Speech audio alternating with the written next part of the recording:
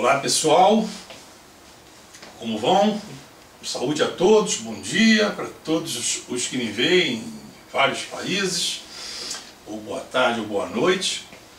E vamos prosseguir aqui as nossas aulas para estudo de viabilidade técnica, econômica e ambiental de ferrovias e rodovias para resolver um problema de transporte, de fluxo de uma grande quantidade de carga ou de passageiros em extensões muito grandes. Então, desde o início, nós estamos levando sempre em conta que precisamos fazer o melhor traçado para que o custo material e até de vidas humanas seja o menor possível. Nas aulas anteriores, nós focalizamos bastante o aspecto geológico, porque é muito importante, principalmente aqui no Brasil, que é um solo, uma constituição geológica relativamente muito antiga, né? Temos um escudo cristalino já bem consolidado e na fase assim do litoral temos a Serra do Mar, Serra da Mantiqueira, Serra Geral, lá ao sul, que realmente faz uma barreira dividindo a parte produtora de cereais e de outros produtos de minério para ser escoado para exportação pelos portos situados no litoral. Porto de Vitória, no Espírito Santo, o Porto de Itaguaí, ali aqui pelo Rio de Janeiro, o Porto de Santos e o Porto de Paranaguá, lá embaixo no sul. Então realmente essa barreira natural requer um cuidado muito especial, mas não só nessa barreira, ao longo de todo o traçado, porque como eu já falei, é um terreno geologicamente muito antigo e as encostas são sujeitas a deslizamento. Então um bom traçado geométrico, um bom estudo do traçado, ele requer esses cuidados.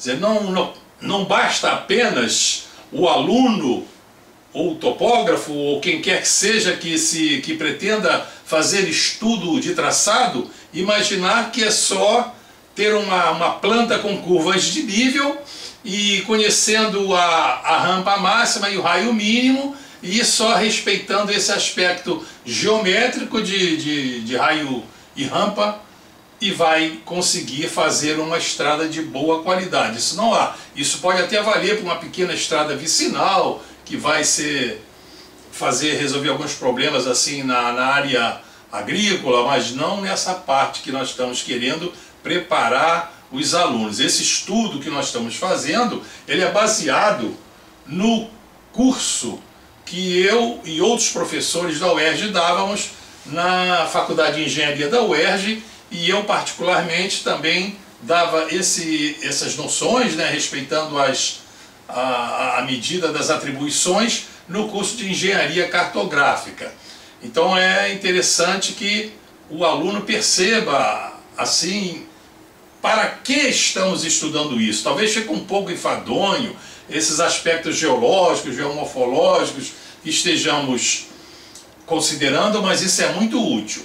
Uma outra coisa que eu quero destacar para vocês é que esses estudos estão previstos em normas do Departamento Nacional de Transportes Terrestres, que é o antigo DNR aqui no Brasil, e ele normaliza todas essas fases do estudo. Essa parte aqui que eu mostrei a vocês é para o estudo de viabilidade técnica, econômica e ambiental, né? E eles têm uma série de instruções, essa instrução 205, que trata dos estudos de traçado, levando em conta esses aspectos que eu tenho discutido com vocês nessas aulas, e tem também a questão da instrução instrução ferroviária, essa 206, que trata dos estudos geológicos. Então toda essa parte é interessante, está à disposição para download na internet.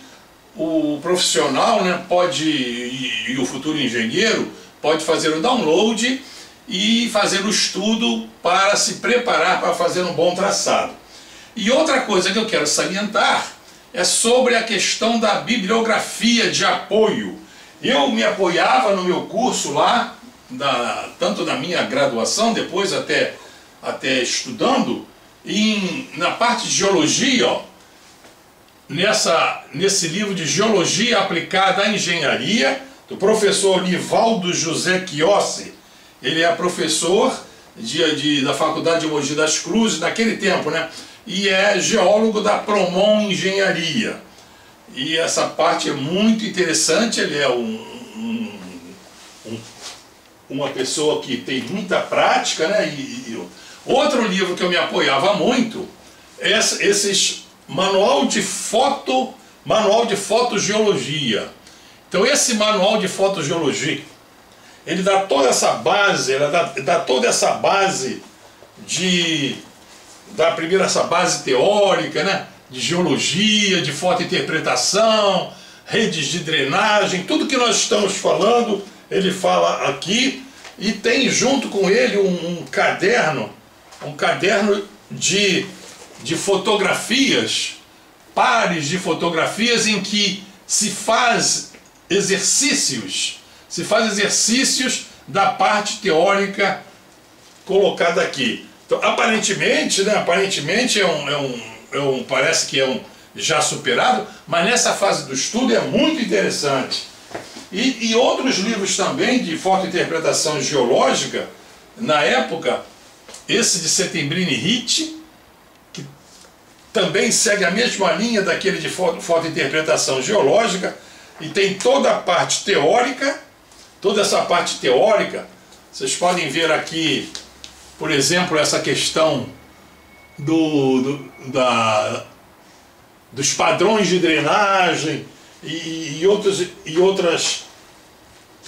aspectos, mais padrões de drenagem aqui direitinho, né?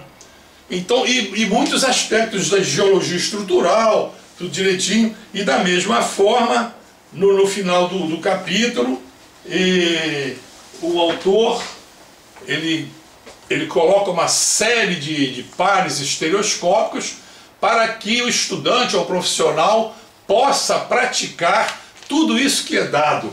E um aparelhinho muito simples, né? Que é um estereoscópio de espelho.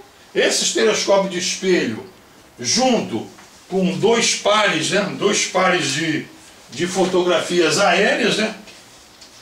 Aqui duas fotografias aéreas.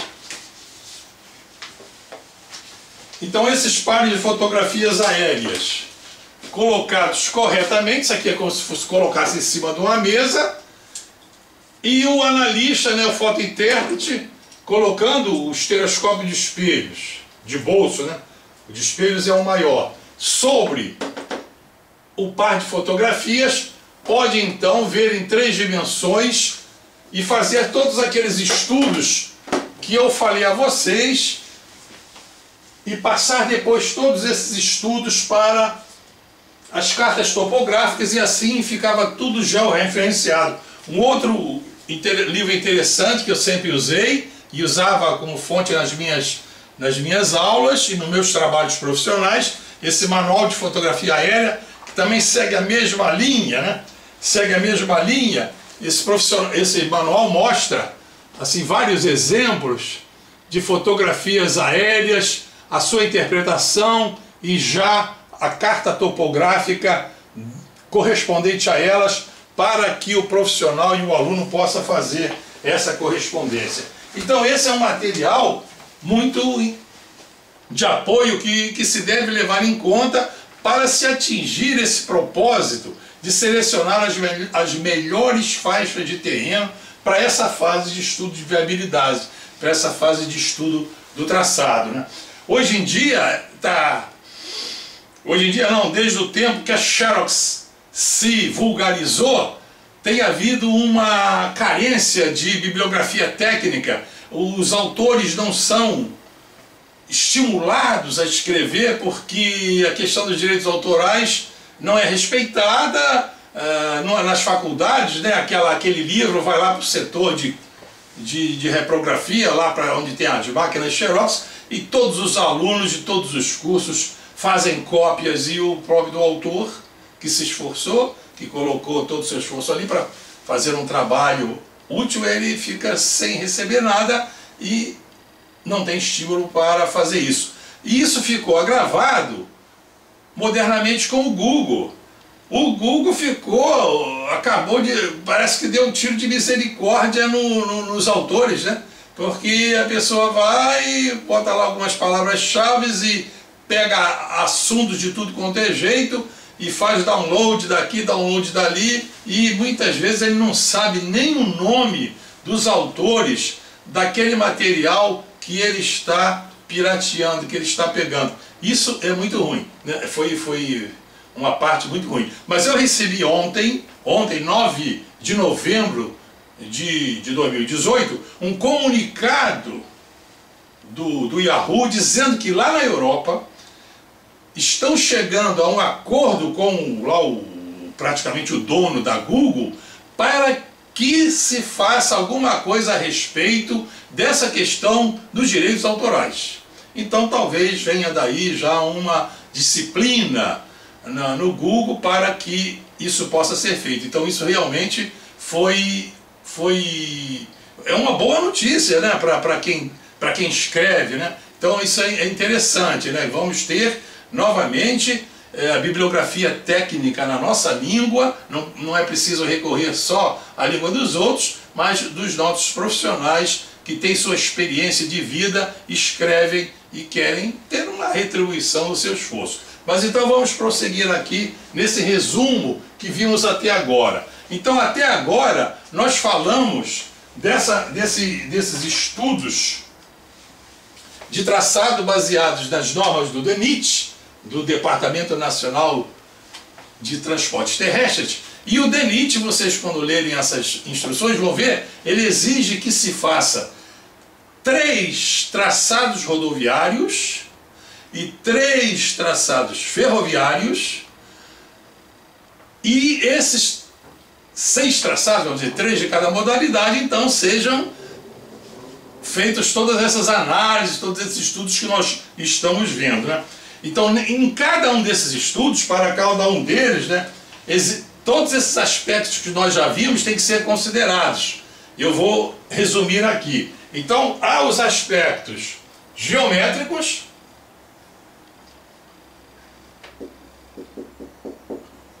esses aspectos geométricos são os mais pesados. Eles são caracterizados pelo raio mínimo da estrada e a rampa máxima, esse I máximo, a inclinação máxima do traçado, do grade lá da rodovia ou da ferrovia.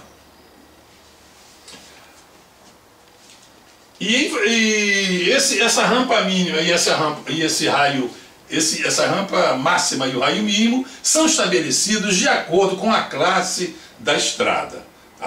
De acordo com a classe da estrada, com para o fim que ela se destina, então vai ter uma velocidade ali de operação, e em função disso sairão esses elementos geométricos, raio mínimo e rampa máxima. Para fazer esses estudos, nós usamos, né, usa-se como material para esses traçados geométricos, usa-se as cartas topográficas do IBGE, ainda nessa fase de viabilidade, né, estudo de viabilidade, cartas topográficas do IBGE. Essas cartas o IBGE disponibiliza no site deles essas cartas já digitalizadas, cartas plana e altimétricas. Então, os recursos modernos hoje da digitalização permitem individualizar várias camadas. Seria assim, as camadas, uma camada só com curvas de nível, outra camada só com hidrografia, outra camada só com a planimetria, com as estradas existentes, as cidades, os núcleos urbanos. Mas eu, na minha experiência, eu gostava sempre de fazer esse estudo de traçado com uma camada, né, uma carta completa com a parte altimetria, as curvas de nível, a hidrografia com os rios, mananciais de de água potável, lagos, costa, e com as estradas existentes, pavimentadas ou não, as ferroviárias, porque algum trecho dessas estradas poderiam ser aproveitadas, então elas deveriam estar ali no estudo.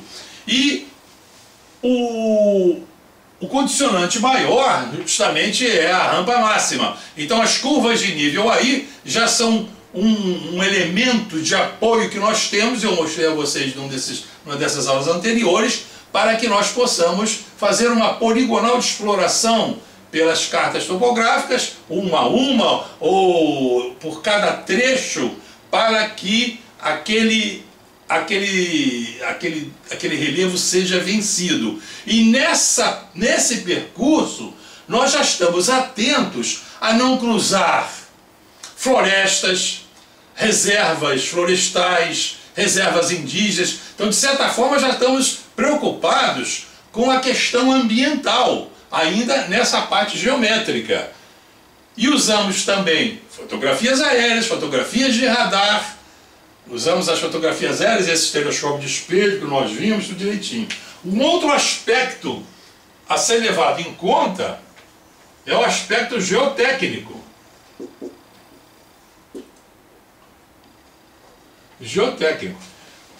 Nesse aspecto geotécnico, nós devemos considerar, como nós já vimos, as falhas e dobramentos. Falhas e dobramentos. As falhas e dobramentos, eu falei várias vezes aí, das questões, né? Se tiver uma falha, né? Essa falha é bem observada em fotografias aéreas, imagens de satélite, que elas condicionam o curso do rio e não se vai colocar uma estrada em cima de uma falha. É preciso tirá-la fora. E a questão dos dobramentos são aqueles anticlinais, sinclinais, e que acarretam uma certa inclinação nas camadas e podem propiciar maior ou menor deslizamento das encostas. E eu mostrei a vocês aí até como nós podemos perceber isso através dos padrões de drenagem, que de um lado é subparalelo, no outro lado é dendrítico. Nós podemos assim escolher a melhor encosta. Outro aspecto que nós podemos ver aqui no estudo geotécnico são os coluviões. Então, o que vem a ser coluviões?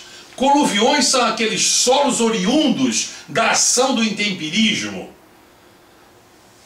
que agindo nas encostas, agindo na rocha, a rocha vai se desgastando através do clima, do calor, do sol, e vai se desgastando, e a água da chuva vai transportando esse material erodido para a parte mais baixa da encosta. São esses coluviões, e eu até já dei exemplo nas aulas anteriores, que junto com esses coluviões vêm grandes blocos de rocha, chamados talos, né, aqueles grandes matacões, e eles se depositando assim ao longo da encosta, na parte mais baixa. Esses solos de coluvião, eles tendem a cobrir essa zona de talos. Às vezes ficam as pontinhas assim, que nos dão a ideia que é algum afloramento rochoso, mas isso é falso. Vemos que ali não pode ter um afloramento rochoso, e é um indício que não se pode colocar a estrada ali, porque é um solo tremendamente instável e vai acarretar numa obra de contenção ali muito cara, e é desnecessária, pode ser evitada. Um outro elemento que podemos ver nesse aspecto geotécnico são os aluviões. Então aqui tem solos coluvionares e aqui solos aluvionares. E o que vem a ser aluviões? Analogamente àqueles produtos da erosão causado nas encostas, tem aquelas que o material já está dentro do rio e o rio transporta esse material leve, esse material sedimentar, às vezes até mais pesado, mas depende da força da corrente, e com as enchentes ele transborda e deposita esse material no fundo dos vales. Nós já estudamos esse tipo de vale. Então forma-se um solo sedimentar recente que não é bom para se colocar estradas ali, mas a vantagem que nos dá esses solos aluvionais é que podem propiciar material de construção. Podem ser solos arenosos, tem solos argilosos com a mistura entre um e outro material que podem ser aproveitados como jazidas de material de construção. Está aqui, jazidas de material de construção. Então essas jazidas de material de construção estão nesses solos aluvionais, bancos de areia dos rios, é a melhor areia que tem, essa areia lavada, que permite um uso muito bom até na construção civil. E também, como material de construção, pode-se ver rochas, afloramentos rochosos. Então esses afloramentos rochosos também são identificados nessa parte do estudo, que vão servir então para a questão de ferrovias, para se fazer o lastro das ferrovias, né? Lastro, sublastro, fazendo essa questão das ferrovias. E ainda nessa parte de estudo geotécnico, nós devemos observar a questão da visita ao local, observação local. Então, por melhor que seja a fotointerpretação, essa pesquisa da bibliografia e no material existentes, mas é interessante, é necessário observar a verdade terrestre. Nós tiramos conclusões, estabelecemos hipóteses ali no escritório, fazendo esses estudos, mas elas têm que ser verificadas. Então temos que ter uma amostra, temos que ir lá ver se realmente aquilo é verdade. E nessa visita ao local, nós vamos observar as estradas existentes,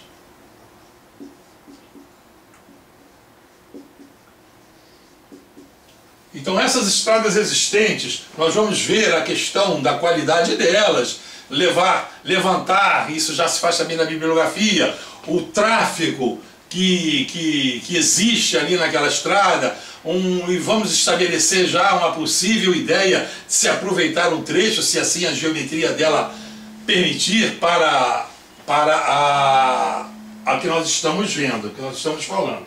E também temos a questão de observar as obras de arte existentes, né? Os túneis, pontes, viadutos,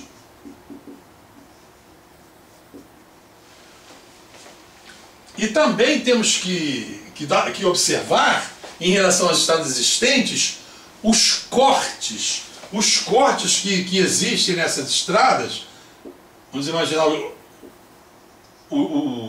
os cortes, né? Então teríamos aqui diferentes, imaginando aqui como se fosse um corte geológico, ali de uma encosta,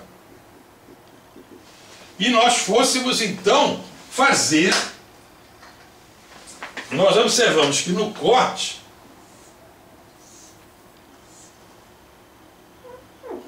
o corte da estrada existente seria, por exemplo, esse aqui, ó, por aqui.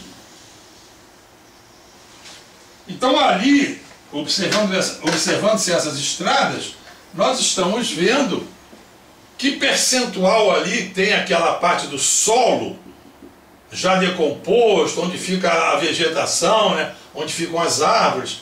Aquela outra parte aqui que é da rocha mais deteriorada, que parte é do... E aquela parte assim mais de rocha sã.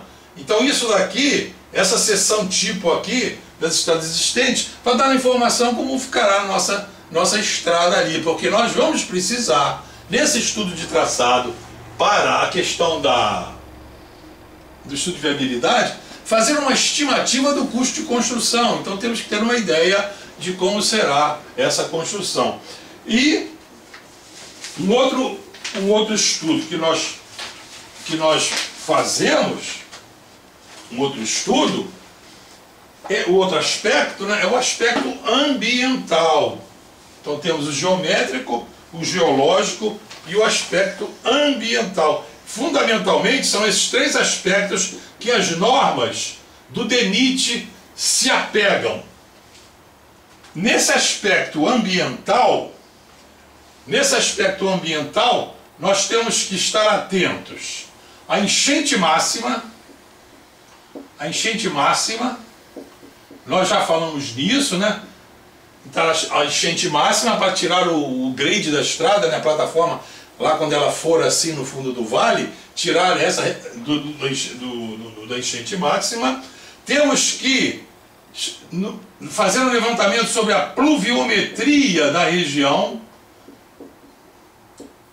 A pluviometria da região, quer dizer, o quanto chove ali, qual é a intensidade da chuva, e também, né, junto com até por onde a água vai, porque essa intensidade da chuva vai nos dizer, em função da área das bacias hidrográficas que drenam aquela água para a estrada, como é que nós vamos depois, lá no projeto básico, antes do executivo, dimensionar as obras de arte correntes. Se ali vai ser um bueiro, um pontilhão, ou até tem que ser uma ponte. Então tem que fazer esse levantamento da pluviometria.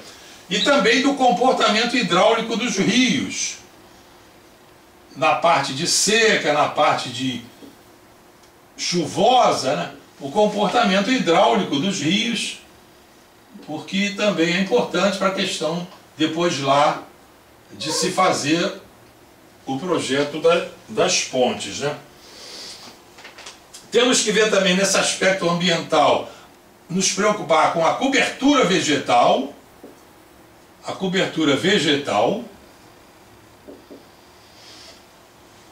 as áreas de reserva, né? Áreas de reserva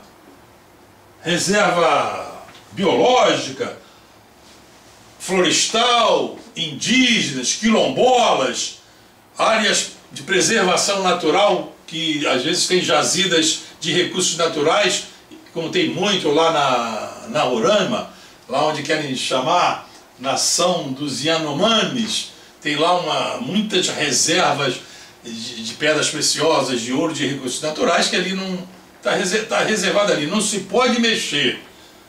Mas cá entre nós, abrindo um parênteses, eu já observei, já fiz muitos trabalhos de mapeamento ali pela Amazônia, e ao olhar os estudos estereoscópicos, nós vemos muitos campinhos de pouso, e esses campos de pouso são campos de pouso para aviões de pequeno porte, que eles vêm ali da fronteira ali com a Venezuela, com Colômbia, e até lá, talvez até de mais longe, né? E ali levam esses recursos, levam para lá. Então essa questão de não se poder mexer tem que olhar com cuidado, né? O Exército, de vez em quando, descobre essas pistas, no caso a aeronáutica, e com dinamite rebenta-se essas pistas todas, mas são fáceis de reconstruir, e se vocês olharem, vocês vão ver isso lá até hoje.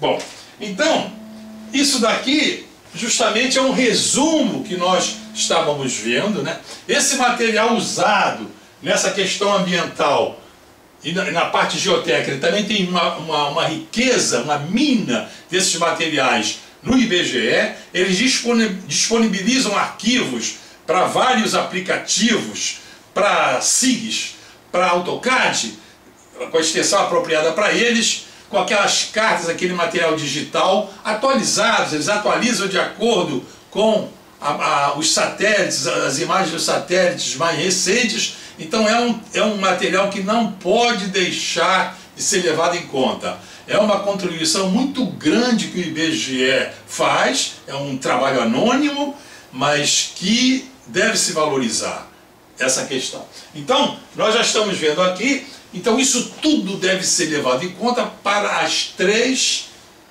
rodovias, as 3 ferrovias. Então, nas próximas aulas, nós vamos então continuar a detalhar esse traçado geométrico, dar uma conformação geométrica, definir a geometria de cada uma dessas linhas, de uma delas, com suas tangentes, são aqueles trechos em reta, com suas curvas, e fazer o estaqueamento, porque depois esses traçados digitalizados, eles são transportados para camadas adequadas, nos SIGs, por exemplo, e vai se fazer então aquelas análises, aqueles estudos do SIG para se ver qual daquelas estradas, qual daqueles traçados é o mais favorável. Então eu espero que vocês estejam gostando das aulas. Eu peço, aproveito a oportunidade